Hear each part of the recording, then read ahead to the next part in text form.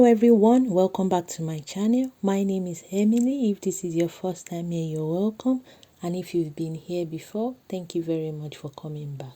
In today's video, I'll be talking about the Health and Care Workers Visa, which is a visa that allows medical professionals to come and stay in the UK to work within the NHS or in the adult social care sector. It was launched by the UK government in August 2020, allowing individuals that are trained in these sectors to work in the UK, and that can lead to settlement after 5 years if the worker remains employed.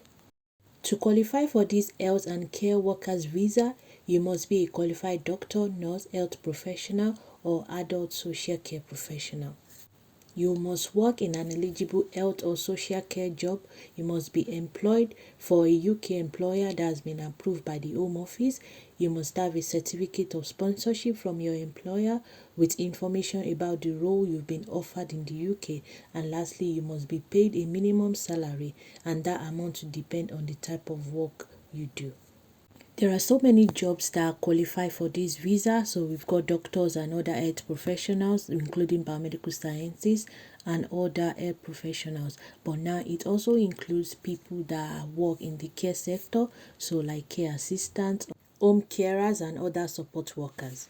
To know if your job qualifies for this visa, you can just go on the Gov website and you can check for your occupation code, and that will let you know if you can apply for this visa. Now, the most important thing about this visa is that you must already have a job offer from an approved UK employer before you apply for the visa.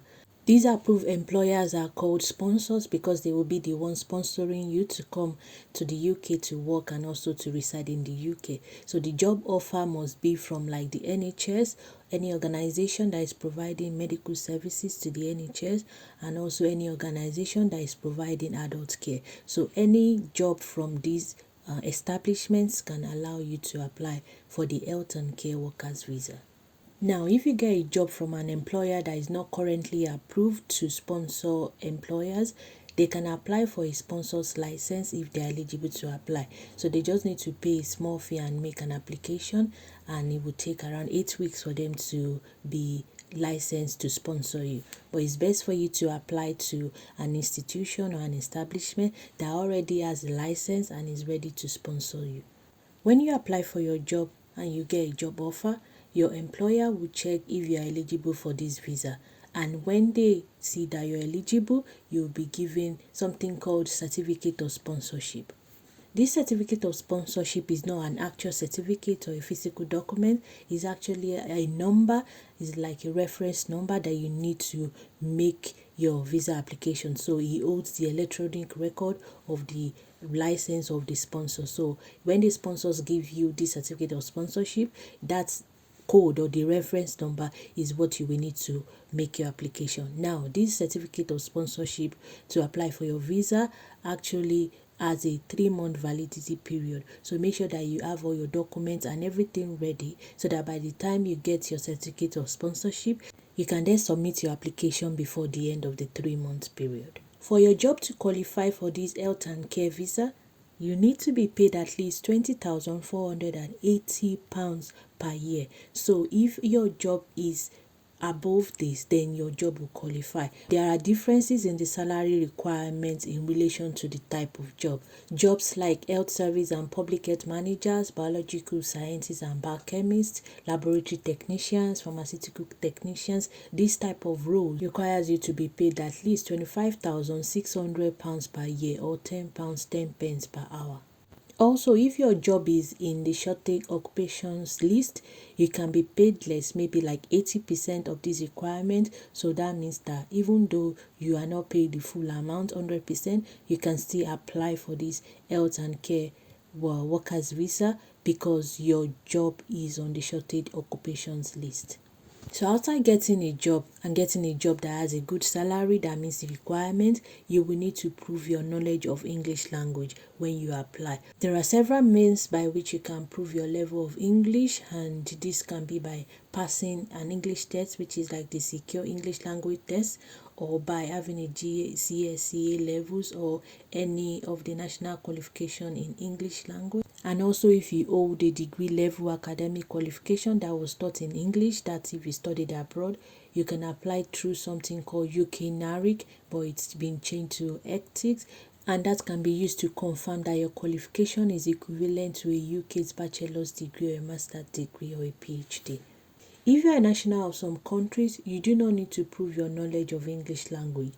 These countries include Antigua, Australia, Barbados, Malta, New Zealand, St. Lucia, USA, and some other countries. If you're a doctor, a nurse, a dentist, or a midwife, you do not need to prove your knowledge of English because you would have already passed an English language assessment that is acceptable by the relevant regulatory professional body. So these bodies would be like the GMC or the NMC, which you would have applied to be able to be registered, and that is how you'll be able to practice in the UK. And for these registrations, you probably would have been asked to sit an English language assessment. So you do not need to provide another proof of English knowledge to apply for this visa. To apply for the health and care workers visa, you will need to have enough money to pay for your application fee and enough money to support yourself when you arrive in the UK. So you will usually need to pay the application fee, which is £232 per person for a visa up to 3 years. While for a visa that is more than 3 years, you need to pay the sum of £464 per person. You would also need an additional amount of £1,270 as a proof of maintenance to support yourself in the UK. Now, this money to support yourself must be in your bank account for a period of 28 days. So it must be in your bank account in your name for at least 28 days in a row. So that 28 days must be within the 31 days of applying for the visa. Usually you'll be required to provide an evidence of this fund, and this will be like in the form of a bank statement.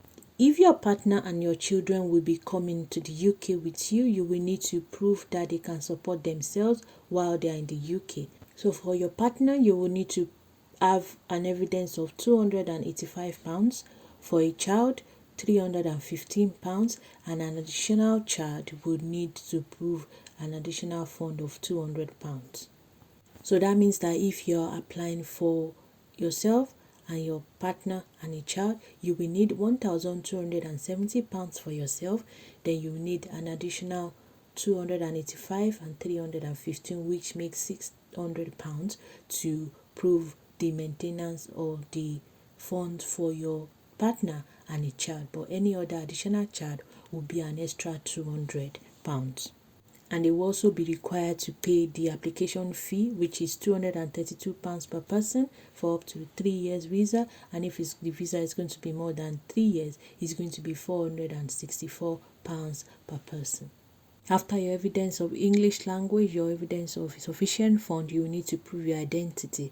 And this is usually done by having your fingerprint and photograph taken at a UK visa and citizenship application service. So this could be anywhere around you, or you might need to travel outside your country to get this done. And it is usually done to get your biometrics residence permit. You can also use the UK Immigration ID Check app, which is an app with which you will scan your identity document like your passport. You will now create a UK visa and immigration account with which you will complete the identification process. To apply for this visa, you need to make your application online, and how you apply will depend on whether you are outside the UK and you are planning to come into the UK, or you're in the UK and you're looking to extend your current visa, or you're looking to switch from a different type of visa to this health and care visa. You can apply for this visa up to 3 months before the day you're due to start your work. So that date will be noted in your certificate of sponsorship that your employer would give you. Also factor in the time it takes to get your documents together, and also your maintenance and any other funds you need to apply for the visa. So once you've applied online, you've proved your identity and you provided all the documents for your application, you should get a reply from the embassy within 3 weeks of your application. Or you might be able to pay an additional fee to get your decision faster, but the average time it takes is 3 weeks. A good thing about this visa is that you or your partner or your children will not need to pay the head subcharge. So the head subcharge is usually an amount you pay. So if you need to use the NHS, you will be able to have access to it. But because you're coming into the UK via this health and care workers visa, it is no longer a requirement for you to pay the health subcharge. For this visa also, there are things you can and things you cannot do. Number one is that you can work in an eligible job, which is the job that you've been employed to do. You can also take up additional jobs if it is in the same occupation code at the same level as the job you're doing now, and if it is in the shortage occupations list, and also if it's an unpaid voluntary work. With this visa, you can study, you can bring your partner and children with you as your dependents if they are eligible. You could travel abroad and return to the UK. And finally, you can apply to settle in the UK when you've lived in the UK for a period of 5 years and you meet the other eligibility requirements. For the things you cannot do, you cannot apply for benefits like public funds or state pension, and also you cannot change your employer unless you update your visa. That means you need to go through the certificate of sponsorship issuing again, because when you change your employer, the certificate of sponsorship would need to be changed because these codes are allocated to individual sponsors. So if you would like to change your sponsor, that is your employer, they will need to apply for a new certificate of sponsorship for you. Then you will need to update your visa. Thank you very much for your time watching this video. I hope you've been able to pick one or two things from this video. I might do some other mini videos expatiating on like what you need, the documents you need, how much it's going to cost, but this is just a summary of what the health and care workers visa is about. Please, if you've not subscribed, kindly subscribe to my channel, like my videos, share them so that you can be notified when I post new videos. Once again, thank you very much. I really appreciate you all, and I'll see you in my next video. Bye for now.